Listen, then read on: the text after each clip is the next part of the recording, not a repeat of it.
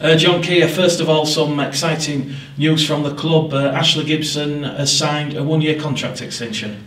Yeah, and he's earned it, as Ash. He really has. I've been absolutely delighted what he's contributed on the field, and I've been delighted what he's done off the field as well.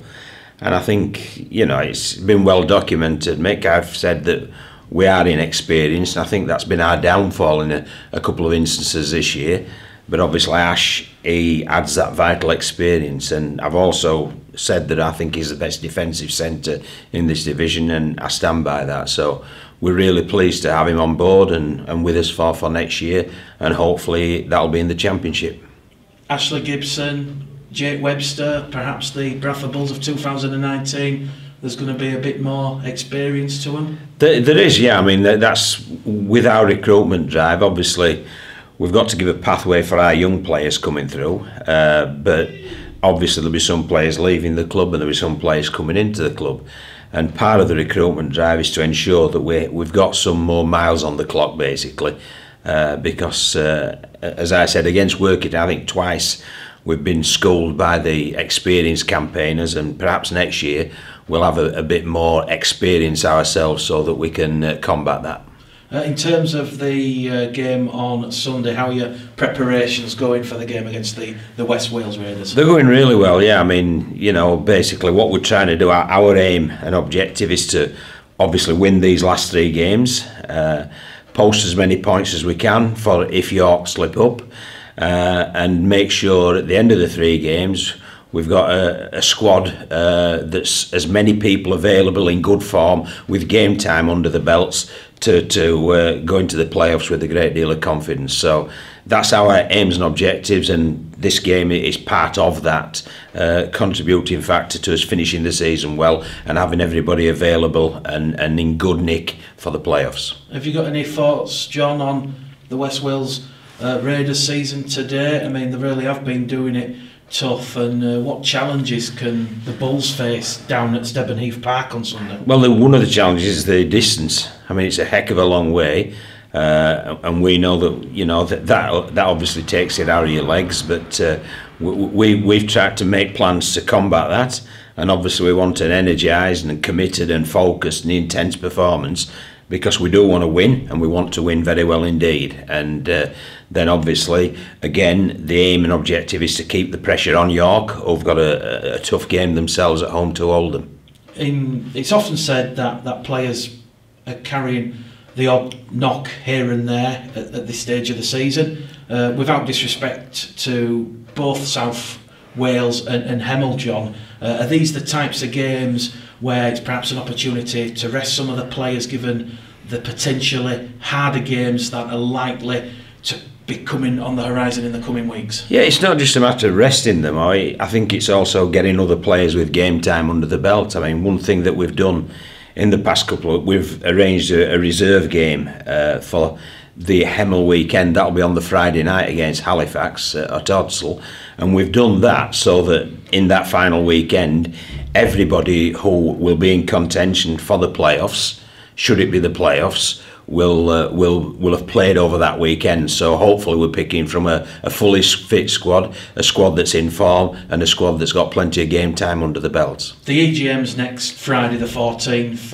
Obviously we don't know what the decision is going to be, but you've got to plan and prepare at the moment as if the Bradford Bulls are going to be heading into the playoffs. Yes, we have, yeah. I mean, there's first of all, there's the hope that York slip up, but that is a hope, not an expectation. And then secondly, you've got to say, well, if they don't slip up, we've booked our second place spot, so what we've got to do is make sure that we enter those two sudden death knockout games in really good nick. And there'll be a challenge, because Workington are a good team, Oldham are a good team, Doncaster are a good team, Hunslet are a good team. They're the four really will be nipping into that playoffs, so we'll be challenged, and we need to make sure we're ready for that challenge. John, the Toyo Igodo and Ryan partnership was particularly impressive last week. Was their success down to anything different you did in training? Because I mean, it was only really the first game they've played together on that left edge, and to come up with 6 tries, I thought that was quite formidable. Yeah, it was. I mean, the two good players. I mean, you know, I think Ethan Ryan is an exceptional young man, and he's an exceptional young player as well, and he's got the world at his feet. And we're just fortunate to have him here now, and we've got him for next season, and he's a Bradford lad. And Toyo's just come in and he's really settled, and we knew full well, and I was aware of Toyo from about a couple of years ago when I first saw him play, and then when he played for Newcastle against us, my word, he was a handful. And that really did make me sort of, you know, sit up and think, well, if ever we get the opportunity to get this kid on board, we'll do our best to do that, and that's what we've done. And he is a strike player, and he's a big thing, and he's an aggressive, and he's a strong runner, and he's quick. So, you know, if you're looking at your job description for a centre, he's got them. So, you know, and they did work very well together. So they may well be ending up, you know, playing there, certainly for the next game there, and maybe more. But, you know, we'll keep revisiting the best team we feel for the challenge that we've got in hand. In terms of Toyo, he's here till the end of the season on his loan. John, would you like to see that perhaps extended if Castleford are willing? Well, Castleford, I mean, he's obviously Castleford's player. I don't think it's any secret. I get on well with Daryl Powell. I get on really well with John Wells. So, you know, if he isn't part of their immediate first team plans, it'd certainly be part of Bradford Bull's immediate first team plans. So that'll be a conversation that takes place at the end of the season. There was another new half-back partnership last week, Jordan Lilly and Joe Keys, creating opportunities despite a couple of errors. Where does that potentially leave Dane Chisholm going into this weekend's game? Well, you'll have to see, Mick. You know, I mean, that's when you get a squad that's a big squad, that's a good squad with high quality. You know, you've got to leave some people out for whatever reason. And unfortunately for Dane, it was Dane's turn last week. He may well be back this week. And if he is, I hope he sort of turns in a performance that, you know, really questions my selection and makes me think, well, he's got to be in for the Oldham game. So, you know, it's a good position to be in, and that's what I've said before, Mick. What we're trying to do, we're planning to win these 3 games, but we're also planning, should we have to qualify through the playoffs, and that's in the back of our mind all the way through. Getting some go forward up the middle, John, is key to winning a game of rugby league nowadays, certainly at this level with some of the tight, compact grounds. I thought Callum busting earlier on in the season was key. Can we expect to see Callum back from injury this week? Yeah, Callum's playing this week, yes. As I say, that's part of our reasoning, is to get him some game time. He's fully fit now, he's over his niggling knee injury, so fully fit, so he'll be out there in the 17 this weekend, and hopefully adds to that already considerable go forward that we've got. But he's a big lad, isn't he? And he takes some putting down, and he takes some juice out of the opposition, so he'll feature this week. And Sam Hallis certainly looking like he's found some form at the right stage of the season. Sam's a good player, isn't he? You know, and I think everybody accepts that. And I love his enthusiasm and his sort of his competitiveness. But you know, Sam's got a bumper too. So when the squad's revealed, you might well see that Sam's going to have his feet up this weekend, because you know, as I've said before, we're looking at the immediate, but also the mid-term as well, and the mid-term's about the playoffs. That would hint at a return for Vila Halafei. Well, it would hint at a return for someone, so we'll wait and see when the squad's announced. John, perhaps you've worked on this week, but the game against Keighley, I think there was 5 times from the 6 restarts in the second half against Keighley where we made a bit of a hash of it. Is that something you've looked to address this week? Well, we did make a hash of it, but one of them was a mystifying hash, because the ball went in the air, it then came loose going towards our goal line, and it ended up a Keighley scrum. So I don't think that was a hash, because that should have been either a head and feed to the Bulls or play on. So that was shall we say, that was a Mystic Meg moment. So I couldn't work that one out.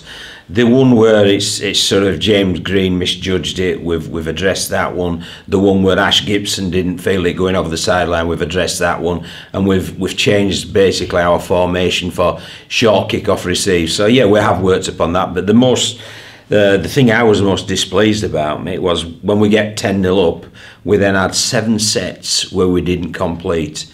So it was 18 minutes before we completed the next set, and when we completed, we scored. And all those were yardage errors, so that's coming out of our own end. So we really have got to address that, because yes, we got away with it against Keighley. No, we won't get away with it against teams like Oldham. So we need to smarten ourselves up in that in that manner. And just finally, John, your thoughts on the EGM next Friday? I mean, no one really knows what's going on. Exactly right. Me included. Yes. No, we don't know what's going on, and you know, as a coach or as a player, it's better to be in the dark. And I mean, I'll let the administrators administer, the coaches coach, and the players play. Well, I'm in the coaches coach, so I'll coach our team to be as good as we possibly can.